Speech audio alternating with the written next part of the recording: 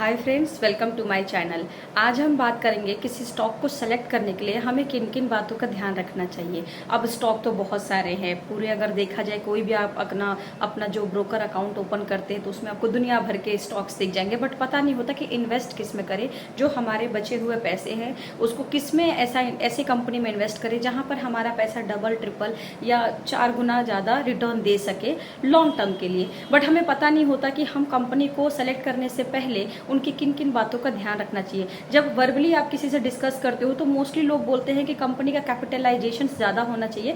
Capitalisation का मतलब है कि कंपनी की जो वैल्यू है, जो उसका वर्थ है, वो ज़्यादा होना चाहिए। सपोज कि इन्फोसिस एक कंपनी है, अगर हम उसका वर्थ देखें तो एक लगभग हम ले लेते हैं, हमें नहीं पता अभी उसका कितना है, वो हम अभी आपको स्क्रीन पर लेके जाएंगे और वीडियो में हम आपको पूरा दिखाएंगे कि क्या क्या हमें फंडामेंटल एनालिसिस करना चाहिए जब भी हम किसी स्टॉक को पिक करते हैं। तो मोटा मोटी मान लेते हैं कि वो 1000 करोड़ की कंपनी है। अब हमें पता है कि वो कंपनी ही 1000 करोड़ की है, तो वो कंपनी कितना भी मार्केट में फॉल या क्राइसिस आ जाएगा तो उसके पास 1000 करोड़ अभी उसकी वैल्यू है। तो कल को वो वैल्यू से हमारी जो शेयर्स है, जो हमने उनके कंपनी में इन्वेस्ट करे हैं, उससे वो हमें दे के चुका सकता है। तो ये चीज़ें एक मेनली लोग देखते हैं। बाकी और भी हम डिटेल्स इस वीडियो में देखेंगे कि और कौन कौन सी पॉइंट हमें देखनी चाहिए जब भी हम किसी स्टॉक को सेलेक्ट करते हैं। अभी मैं आपको स्क्रीन पर लेके जा रही हूँ। इससे पहले अगर आपने मेरे चैनल को सब्सक्राइब नहीं किया है तो प्लीज़ डू सब्सक्राइब। मैं कर यूज़ करती हूँ, तो इसका जो लिंक है, वो ओरिजिनल लिंक जो है वो मेरे डिस्क्रिप्शन बॉक्स में मिल जाएंगे आपको, इस वीडियो के डिस्क्रिप्शन बॉक्स में।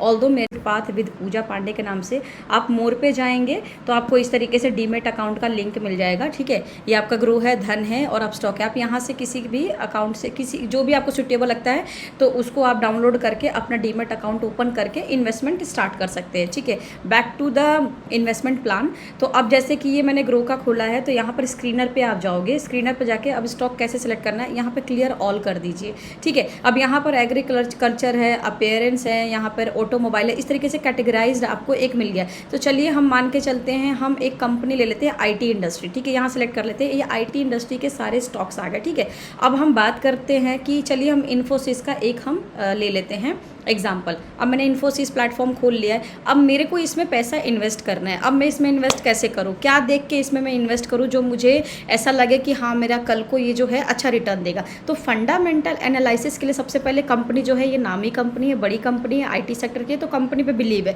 पहला हमारा जो टिक पॉइंट है वो क्लिक हो गया कि हाँ ठीक है। दूसरा, हम इसका ये चार्ट देखेंगे। अब चार्ट जिसको नहीं देखना आता है तो वो मोटा मोटी इस तरीके से देखें। यहाँ पर डे का चार्ट है, यहाँ वीक का चार्ट है। डब्ल्यू मतलब वीक, मंथ मतलब एम मतलब मंथ होता है, वाई मतलब ईयर होता है, 3Y मतलब 3 साल का होता है, 5Y मतलब 5 ईयर्स का होता है, ऑल मतलब ऑल एंड एवरेज। ठीक है, तो अगर हम मान के चलिए 1 साल पे क्लिक करते हैं तो 1 साल पे अब हम सबसे पहले यहाँ देखेंगे। ठीक है, ये शेयर्स को आपको अभी चेक नहीं करना है, अभी हम यहाँ देखेंगे। ये जो ब्रैकेट में बना हुआ 1 ईयर, तो ये 1 ईयर में 29.90% यानी लगभग 30% के आसपास का ये रिटर्न दिया है। चलिए ये भी पॉइंट क्लिक हो गया। अगर मैं इसको 3 साल के लिए पैसा इसमें लगा के छोड़ती हूँ तो ये ऑल एंड एवरेज है। देखिए मार्केट है, ये स्टॉक है, ये गिरता बढ़ता रहता है, लेकिन 1 साल में आपको ज़्यादा दिया, अब 3 साल में आपको कम लग रहा है। अब जैसे मैं 5 साल पे आऊँगी तो ये देखिए जस्ट उसके अपोजिट हो गया।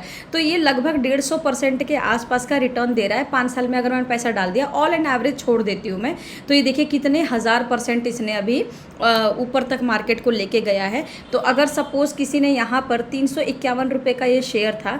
ठीक है, अब हम बात करते हैं सबसे पहले, ये तो क्लिक हो गया कि भैया ये हाई रिटर्न दे रहा है, अब हम इस पर इन्वेस्ट कर सकते हैं। अब क्या करते हैं, जो ये चार्ट ऐसे दिखता है, जो इस तरीके से चार्ट दिखता है, तो इसमें क्या दिखता है देखिए। जैसे मान लीजिए कि आज से 2012 के टाइम पे, जैसे मैंने अपना जॉब स्टार्ट ही 2012 में किया था, 2012 में अगर मैं इन्फोसिस का एक शेयर लेती तो अगर आप देखोगे इन्फोसिस का एक शेयर 200-300 के आसपास 2012 के आसपास, देखो 2012 में 290 रुपये का था। अगर मैं डाल के छोड़ देती तो आज के टाइम पे ये 1900 के आसपास का ये शेयर हो गया। तो सोचो कितने गुना मेरे बढ़ जाते, बट मैंने नहीं करे। बट ऐसे ही हम लोग को चार्ट एनालाइज करना चाहिए। ये एक एग्जाम्पल के लिए है कि आप कैसे स्टॉक को सिलेक्ट करेंगे। ठीक है, तो अब देखिए, अब ये लॉन्ग टर्म के लिए अच्छा हो गया, तो ये हमारा सेलेक्ट हो गया। तो हाँ भाई ठीक है, कंपनी अच्छी है, शेयर्स प्राइस इतना होगा, यानी एक अगर आपके पास 2000 रुपये है तो आप एक शेयर इसका ले पाओगे, 1906 रुपये का इसका एक शेयर होगा, ठीक है। उस हिसाब से आप देख लो कि आपके पास 1 लाख रुपए है तो ये कितने शेयर आ रहे हैं वो यहाँ पे आप सेलेक्ट कर सकते हो। थोड़ा सा ये भी मैं आपको बता देती हूँ, खैर हम इसमें वीडियो के डिटेल में बात करेंगे कि अब जैसे मान के चलो कि मैंने इसमें 5 क्वांटिटी ले लिया, 5, तो 5 के लिए आपको 8000 रुपये के आसपास चाहिए। अब आपके पास मान लीजिए 1 लाख, मान लीजिए मैंने इसमें 100 शेयर ले लिया, 1900 रुपये का एक शेयर, तो 100 शेयर के लिए मुझे कितना पेमेंट करना पड़ेगा, मुझे करना पड़ेगा 1,99,654 रुपये, ठीक है। तो इतना मेरे को जमा करना पड़ेगा, ठीक है। अब ये क्लियर हो गया हमारा पॉइंट कि कैसे इन्वेस्ट करना है, ठीक है। तो ये हमारा अब क्लियर हो गया, ठीक है। अब उस हिसाब से आप देख लो कि आपको 5 शेयर लेना है, 10 शेयर लेना है, 20 शेयर लेना है, ये आपकी इच्छा है, ठीक है। जितना पैसा हो, 20 शेयर का देखो यहाँ पे आपका 40,000 के आसपास का है, ये आपकी इच्छा है। अब आपने देखा कि ये लगातार कंपनी जो है बढ़ ही रही है, आंख बंद करके आप पैसा आराम से लगा सकते हो। 3-4 पॉइंट हमारे क्लियर हो गए कि रिटर्न अच्छा दे रही है, साल दर साल बढ़ रही है, कंपनी नामी है, IT कंपनी है, शेयर का प्राइस 1900 रुपये है, ठीक है। तो एक तो ये हो गया पॉइंट। अब हम क्या क्या चीज़ें नोट करेंगे, ठीक है। अब हम क्या करेंगे कि कंपनी में ये परफॉर्मेंस होता है, इसको अभी हम छोड़ देते हैं। ये जो लोग ट्रेड करते हैं ये उसका पार्ट है कि लो कितना है, हाई कितना है, इसको अभी आप छोड़ दीजिए। जो लोग इन्वेस्टर हैं उसके लिए हम बात करेंगे, इसको अभी हम छोड़ देते हैं। अब हम देखते हैं कि अब हम थोड़ा सा नीचे आएंगे, मार्केट में और फंडामेंटल एनालिसिस थोड़ा डीप तक जाते हैं, ठीक है। थोड़ा सा और नीचे आते हैं, हम नीचे आते हैं। अब देखिए टोटल नहीं, ये रहने दीजिए, ये देखिए ये एनालिसिस हम कर रहे हैं। अब हम नीचे आ गए, मार्केट कैपिटलाइजेशन। मार्केट कैप का मतलब मार्केट कैपिटलाइजेशन, कितने हज़ार करोड़ की ये कंपनी है। तो ये जो है अगर आप देखोगे तो ये 7,91,897 करोड़ की कंपनी है।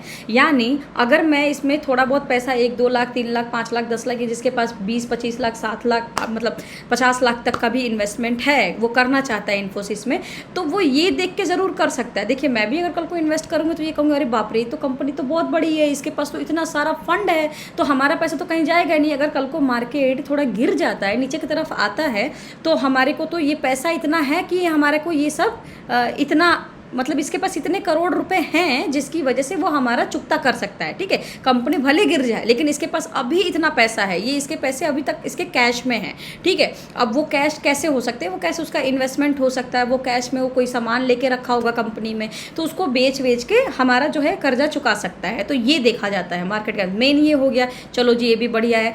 ROE ये होता है, ROE जिससे हमारा है 32, मतलब लगभग आप लिखो 32%। तो ये return of equity, return of equity मतलब जो हमने पैसा, अब इसको ज़्यादा नहीं हम समझेंगे डिटेल, वरना आपको समझ ही नहीं आएगा इक्विटी क्या होता है। तो रिटर्न ऑफ इक्विटी, जो भी आप शेयर का पैसा, जो भी आपने शेयर में जो भी आप कंपनी में इन्वेस्ट करे हो, जैसे इसमें इन्वेस्ट करे हो, तो वो आपको इतना तो आपको देगा ही देगा परसेंटेज, साल भर में आपको इतना तो देगा, इतना वो दे रहा है परसेंटेज, ठीक है। ये थोड़ा कम ज़्यादा होता रहता है, ठीक है। PE रेशियो देखिए आपका 30 के आसपास का है, ठीक है, मतलब ये इतना बुरा भी नहीं है, बट अगर 20 से 25 के बीच में रहे तो ठीक होता है, लेकिन 20-25 के बीच में अगर रहता है तो 30 तक भी ठीक ही है। क्यों? क्योंकि ये कंपनी ही इतनी बड़ी है, इसका आप देख रहे हो कि मार्केट कैपिटलाइजेशन से इतना ज़्यादा है, इसके पास फंड इतना है, तो भाई ये PE रेशियो तो इतना रखेगा ना, नहीं तो 20 से कम का होता है तो वो अच्छे होते हैं, ठीक है। PB रेशियो भी इसका ठीक है, ठीक है। इंडस्ट्री PE भी इसका ठीक है, ठीक है। डेप्ट टू इक्विटी, अब ये क्या होता है जी, डेप्ट टू इक्विटी क्या होता है, अब जरा ये भी समझ लिया। डेप्ट टू मतलब कंपनी ने कितना उधार लिया है, अब कंपनी के पास पैसा इतना कैश में रखा है, ठीक है, 7,91,897 करोड़ रुपए तो इसके पास पड़े हुए हैं, और इसने लोन कितना लिया है 0.10%। तो ये तो कोई मतलब नहीं, तो यानी लोन में ये डूबी नहीं है कंपनी, एकदम कंपनी बढ़िया है, ये तो आराम से चुका सकती है। ये किसी वजह से उसने लिया होगा लोन, छोटा मोटा लोन कंपनियां लेती रहती है। तो देखिए ये क्या है, कर्जे में नहीं है, इसके पास ऑलरेडी इतना कैश है, तो हम ये देख के पैसा लगा सकते हैं, क्योंकि देखो कंपनी हम एकदम क्लियर हो चुके हैं, ठीक है। फेस वैल्यू इसका 5 है, ठीक है। अब डिविडेंड पर एक मैंने वीडियो बनाया था कि कंपनी क्या करती है ना, जब आप जितना शेयर लेते हो ना, हर शेयर पे वो डिविडेंड देती है। अब ये क्या करता है, पर शेयर पे डिविडेंड का मतलब होता है कंपनी क्या करती है, जब साल भर हमने पैसा किसी कंपनी में छोड़ दिया, तो एक साल में जब फाइनेंशियल ईयर आता है ना, तो उस टाइम पे क्या करती है कंपनी, वो ना जितने भी आप शेयर लेते हो उस शेयर का वो कुछ परसेंटेज देती है, यानी एक शेयर का वो यहाँ पर 2.5% दे रही है। एक शेयर का 2.5% आप निकाल लो, 2 रुपये, 4 रुपये, 5 रुपये, 10 रुपये जो भी होता है, उस हिसाब से आप 5 इंटू कर लो कितना आपने शेयर लिया है, उस हिसाब से आपको सालाना ये आपको ऐसे एज अ बोनस देगी। ठीक है, डिविडेंड मतलब होता है एक तरह से बोनस, मान लो कंपनी अपने शेयर होल्डरों को ये बोनस देती है हर साल। तो एक तो ये भी फायदा हो गया, तो अच्छा दे रही है। ठीक है, अब ये हमारा हो गया क्लियर। अब हम यहाँ पर एक मोटा मोटा चार्ट देखते हैं। रेवेन्यू क्या है, देखो साल दर साल इसकी रेवेन्यू जो है वो बढ़ ही रही है, घट नहीं रही है। थोड़ी बहुत ये ऊपर नीचे हो रहा है, लेकिन 40 के समान ही है, तो कोई ऐसी दिक्कत नहीं है। प्रॉफिट भी इसका जो है थोड़ा सा 2024 जून तक थोड़ा सा गिरा था, बट देखो यहाँ पर आपका बढ़ा भी था, कंपनी बढ़ी है। नेट वर्थ कितनी है, तो बढ़ी हुई है। ये चीज़ें देखी जाती है। कंपनी के बारे में यहाँ लिखा जाता है कि कंपनी क्या करती है, क्या नहीं करती है, कंपनी में मैनेजिंग डायरेक्टर कौन है, ठीक है, पेरेंट ऑर्गेनाइजेशंस क्या है इसकी। इस तरीके से हम कंपनी का जो है फंडामेंटल एनालिसिस करके इन्वेस्ट कर सकते हैं। ठीक है, अब ये भी देख लेते हैं कि फॉरेन इंस्टीट्यूशन, अब फॉरेन इंस्टीट्यूशंस क्या होते हैं, ये बाहर की कंपनियां होती हैं, बाहर के ऐसे बड़े बड़े कॉलेजेस हो सकते हैं, बाहर के बड़े बड़े इन्वेस्टर्स हो सकते हैं, बड़ी कंपनी होती है। उसने क्या किया, उसने इन्फोसिस में इन्वेस्ट किया, तो और ट्रस्ट बन गया कि नहीं भाई ये तो बहुत अच्छी कंपनी है, इसने तो इन्फोसिस में इन्वेस्ट किया है, तो फिर अब हम ट्रस्ट में आ गए कि भाई बाहर की कंपनी भी इन्वेस्ट कर रही है। म्यूचुअल फंड, अब इन्फोसिस में म्यूचुअल फंड ने भी इन्वेस्ट किया है, 20% के आसपास म्यूचुअल फंड भी इसके इन्वेस्टेड है।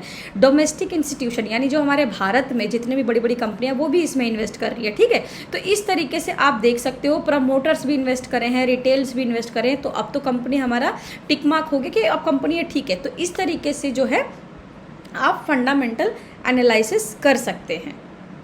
जैसे कि आपने देखा कि अभी हमने पूरा इन्फोसिस का जो है बायोडाटा पूरा हमने उसको निकाला, उसको देखा कि कंपनी में क्या क्या चीज़ें जो है वो मैंडेट है और हमें देखना मैंडेट है, और उसके बाद हम उस पर इन्वेस्टमेंट कर सकते हैं। तो किसी भी कंपनी को जानने के लिए उसकी डिटेल तक जाना बहुत ज़रूरी है, उसके डेप्थ तक जाना बहुत ज़रूरी है। अब आँख बंद करके पैसे तो आप लगा नहीं सकते, बिकॉज आपकी मेहनत की कमाई है। तो उसके लिए आप क्या करेंगे, उसके लिए आप मेरा वीडियो देखें और उसको डिटेल्स में उसको चेक करें कि फंडामेंटल एनालिसिस कैसे करते हैं। एटलीस्ट इतना तो आप चेक कर लो कंपनी की, कंपनी करती क्या है, कंपनी के में कैसे कैसे इन्वेस्टर्स है, फॉरेन इन्वेस्टर्स कितने हैं, प्रमोटर्स कितने हैं, स्टेक होल्डर्स कितने हैं, डोमेस्टिक कितने इन्वेस्टर्स हैं, कंपनी रेवेन्यू कितना कर रही है, कंपनी क्या क्या करती है, कंपनी का प्रॉफिट कितना है, कंपनी डिविडेंड कितना देती है। अगर ये कुछ आप मोटा मोटा सेलेक्ट कर पाते हैं, देख पाते हैं, समझ पाते हैं, तो उसके बाद आप आराम से इन्वेस्टमेंट अपना स्टार्ट कर सकते हैं और स्टॉक को आप आराम से एकदम इजीली उसको सेलेक्ट कर सकते हैं। वीडियो अच्छा लगा हो तो मेरे चैनल को लाइक, शेयर एंड सब्सक्राइब करें।